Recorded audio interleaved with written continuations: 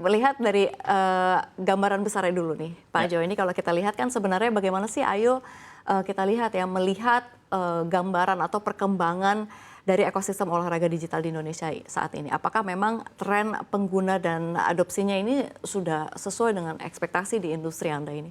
Oh, kalau kita lihat sekarang sih, sekarang adopsinya sangat tinggi sekali. Karena mungkin ada faktor dari COVID kemarin, jadi kesadaran masyarakat akan kesehatan meningkat. Apalagi sekarang ditambah dengan tren olahraga yang fenomenal saat ini, olahraga padel, itu sangat membantu. Dan kita lihat dari angka di pergerakan di aplikasi kita pun peningkatannya sangat menaik tajam. Jadi kalau di 5-6 tahun lalu masih partisipasi 17% Indonesia, mungkin untuk mengejar DBON 45% ini kita optimis di 2045. Oke, ini menarik. Apa sih sebenarnya Pak faktor yang paling mendorong pertumbuhan ini?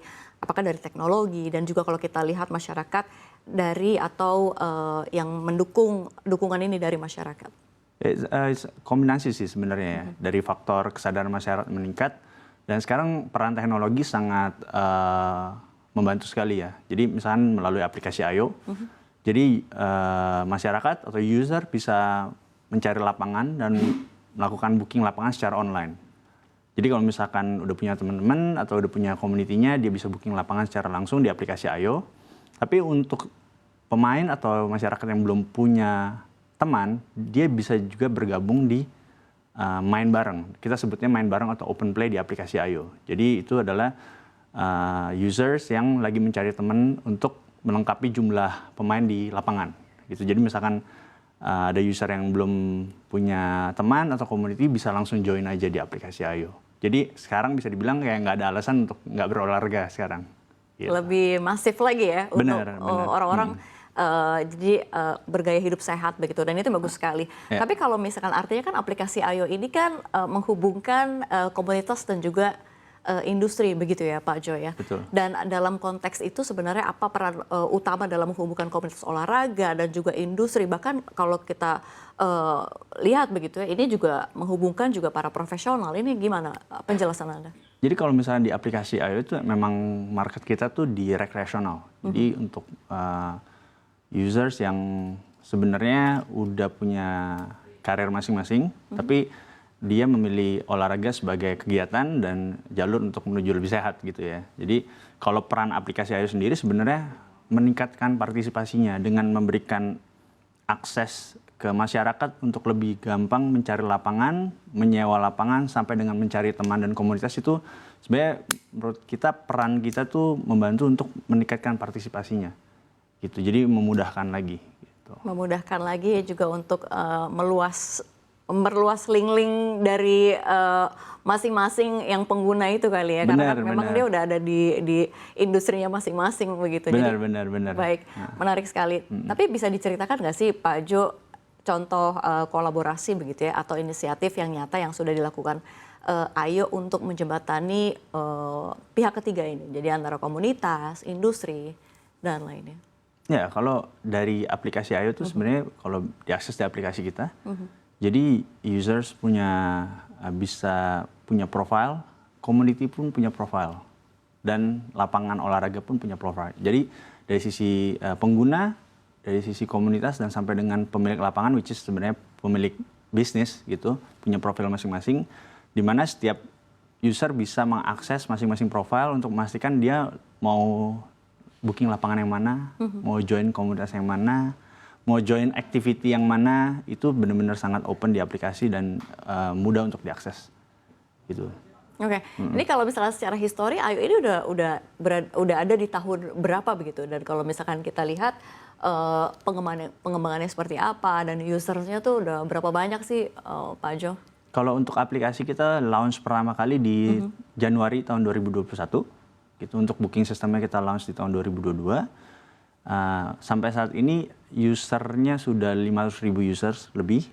Dan sport venue yang bekerja sama dengan Ayo udah 1.000 lokasi lebih yang tersebar dari Aceh sampai dengan Sorong.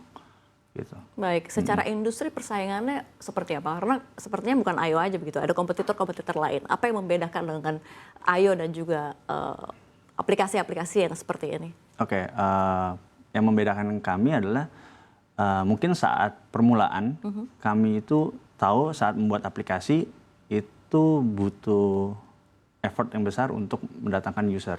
Sedangkan saya dan partner di tahun 2021 itu melaunch aplikasi ini, sebenarnya kita udah bangun community-nya dari sosial media Instagram dari tahun 2016. Jadi instead of fokus dibangun platform di awal, kita bangun community-nya dulu. Jadi pas kita launch di tahun 2021, kita udah ada 2.000 community yang kita tinggal drive dari Instagram ke aplikasi.